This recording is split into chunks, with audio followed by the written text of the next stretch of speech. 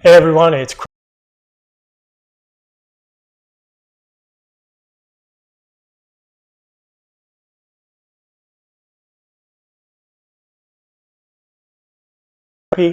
irina.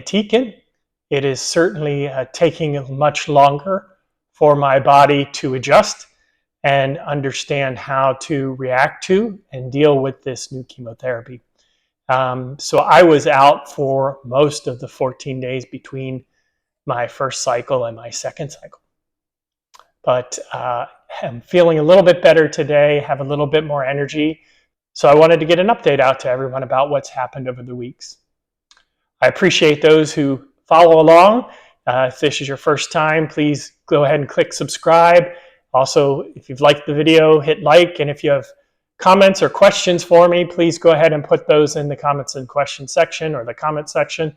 I read through those and I answer them as I'm able to or incorporate them into an upcoming video. So again, like, subscribe, or leave a comment. We'd love to hear from you. So as I've moved into this new chemotherapy, the irinotecan, it is the first time where I have had trouble with my recovery, other than the first round I ever had chemo. This one just has really thrown me for a loop. I have felt more nauseated, not immediately following the chemotherapy because they give me good nausea medicine the day of chemotherapy, and that usually lasts me for a little bit.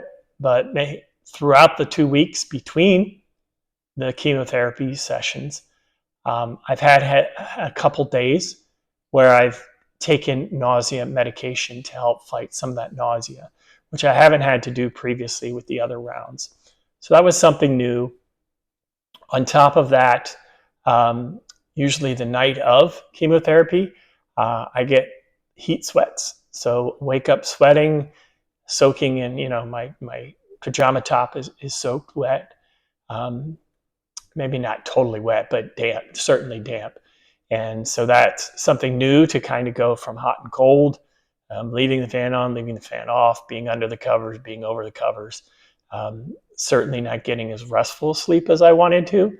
And that was really the first night, maybe a little bit on the second night, but still adjusting kind of with the body temperature piece.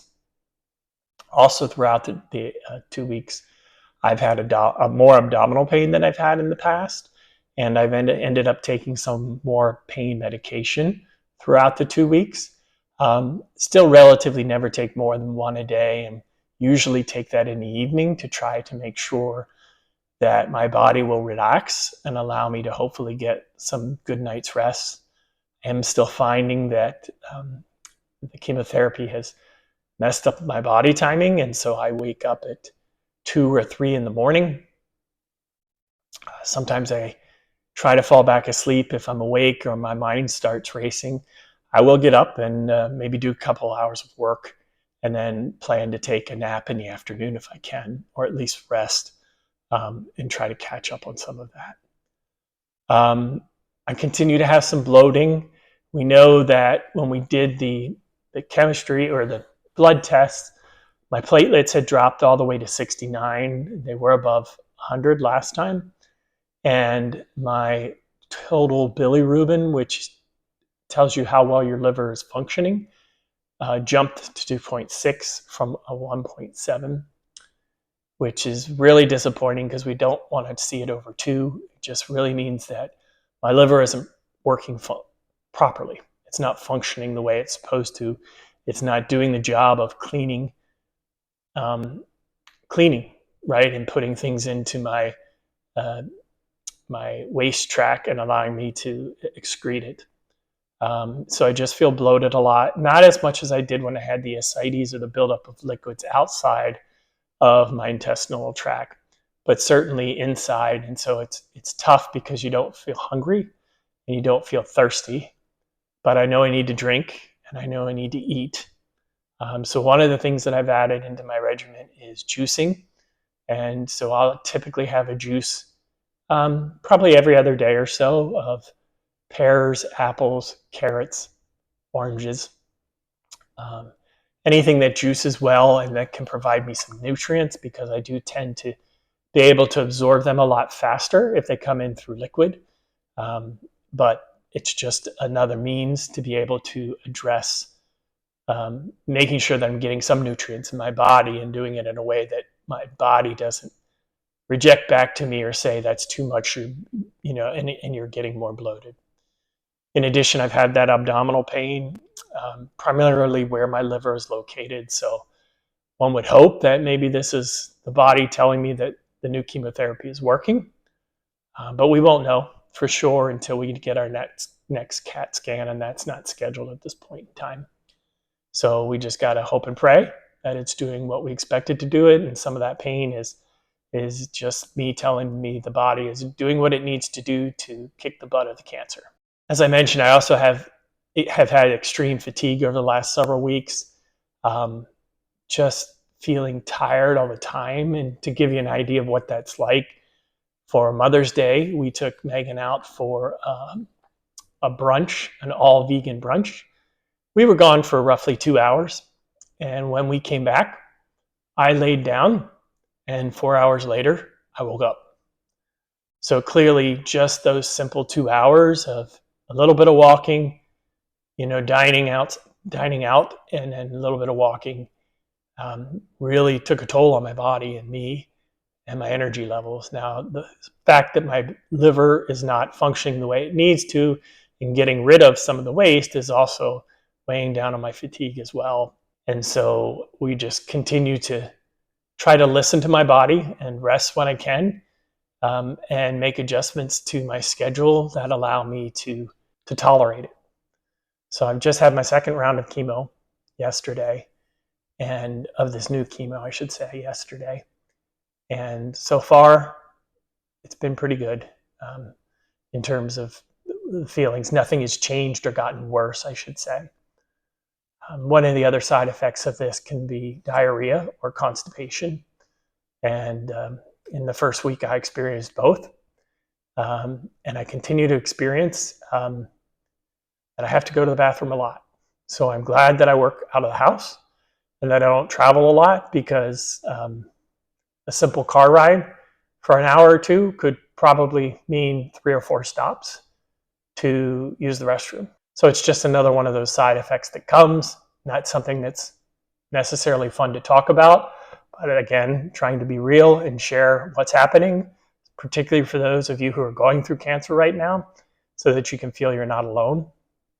I have joined a men's support group, and when I asked about this chemotherapy drug, I got a lot of feedback from folks that this one's much tougher than the other drugs, meaning the impact to your body and the way you feel it is much more intense than the other drugs that we have been on before.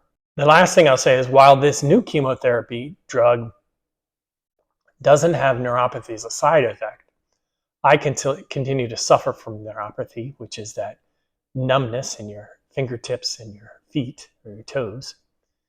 And because of that neuropathy, when I take longer walks, I use a cane just for balance purposes, because my feet, I can't feel them as well as other people.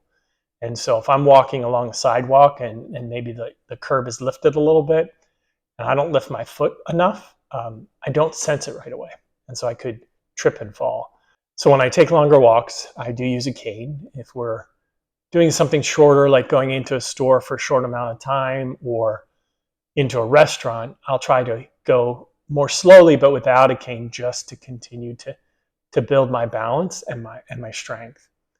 The other thing that I've noticed that I don't know that I shared before is something that a lot of us take for granted, is just sitting in a chair, standing up and walking. And for those of us who suffer from neuropathy, one of the things we have to think about is when we stand up from a seated position, we need to steady ourselves and make sure that we're on both feet solid before we start to walk off. And so I find that even simple things like getting up out of this recliner, I have to stand up and I need to take a couple seconds to make sure that I'm steadied so that I don't fall. And then I can take off walking and do okay. As I mentioned earlier, our platelets were low, but our white blood cells, red blood cells, all of our blood counts were low. And that means that I am very immunocompromised right now. And so I'll be wearing a mask a little bit more often when I'm out in public just to protect myself, because I certainly don't want to be sick, because that would prevent me from moving forward with the chemotherapy treatments. And we want to keep those on track. And so one thing that we've added just after yesterday's chemotherapy is a Neulasta shot, but we haven't added it yet. So the doctor put in the order to the insurance company, and now we're playing that waiting game again for the insurance company to approve the order so that I can get the shot. And that shot will help to build back my blood counts, because if they get too low, then it won't matter if my platelets are high enough or not. We could have to cancel chemotherapy until we can get those counts back up, because the chemotherapy, again, it isn't targeted. It kills everything. So it kills all those cells. And so we can't wipe them out entirely, because it would just leave me too immunocompromised. And so we're hoping that the insurance company will approve the new shot, and then I can get that scheduled here.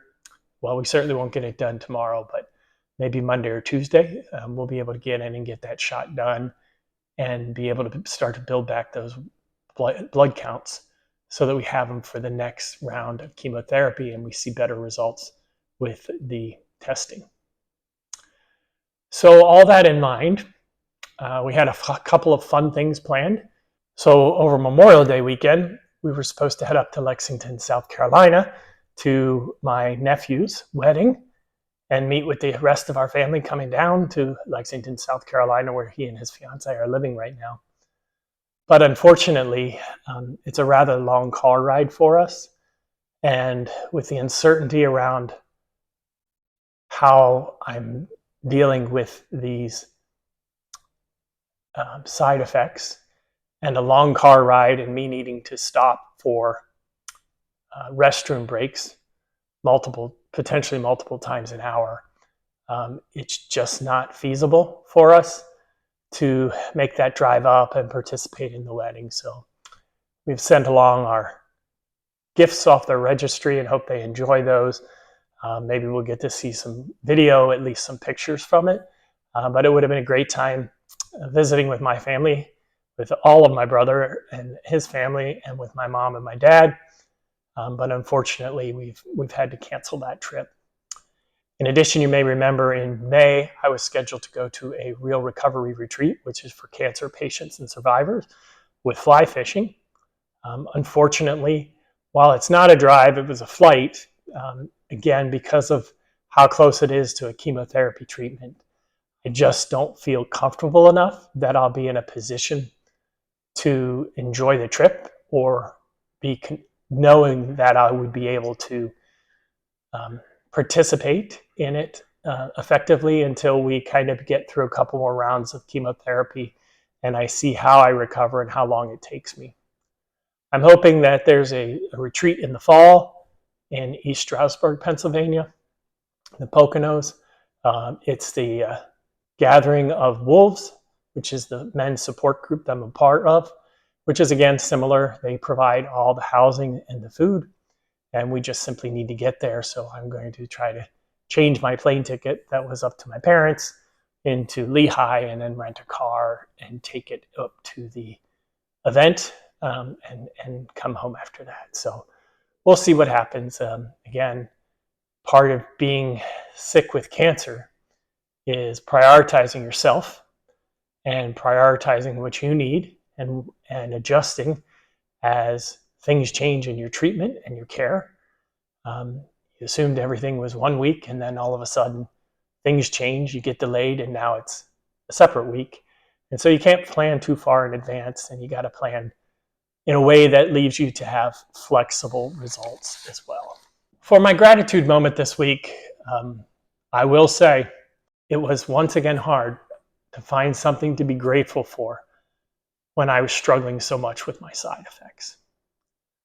But I think what I've learned, or what we continue to learn, is I'm grateful that Megan and I have an opportunity and a willingness and an openness to learn as much as we can about the cancer, about the drugs that we're putting into my body, and about the side effects. Because it makes us an informed patient and patient's wife. And when we go in and meet with our care team, we have very fruitful discussions because we're coming in informed and we're asking targeted questions. And our care team is able to answer those, or we explore them together. And I think that's really important. It goes back to being an advocate for yourself. You can get cancer and sit back and just do whatever they tell you to, or you can be part of the solution.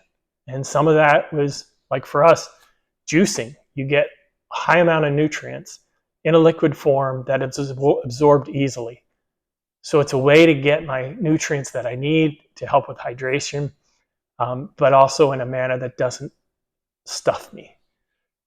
Eating smaller meals more times throughout the day rather than 3 big meals. All of these things are things that we've learned through research or through discussions with other patients or people in caregiving groups. So I'm grateful that we're choosing to be active participants in our care. And I believe that it's getting us better results. And while we're not where we want to be from a cure standpoint, we're not where we want to be from a progress standpoint, particularly with my liver. I feel that we are where we are in part because of the commitment that we have made to be part of the solution. And so I'm grateful for books, internet, people, resources that help us to learn more and to ask questions. And sometimes you take what the people say with a grain of salt, and sometimes you say, that's great, I hadn't thought about that, let me ask about that.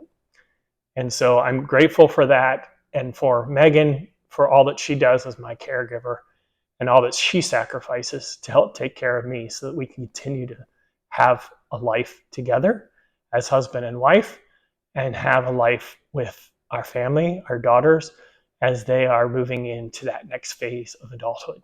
My name's Craig. I'm with One Man's Cancer Journey, and I wish for you a blessed week.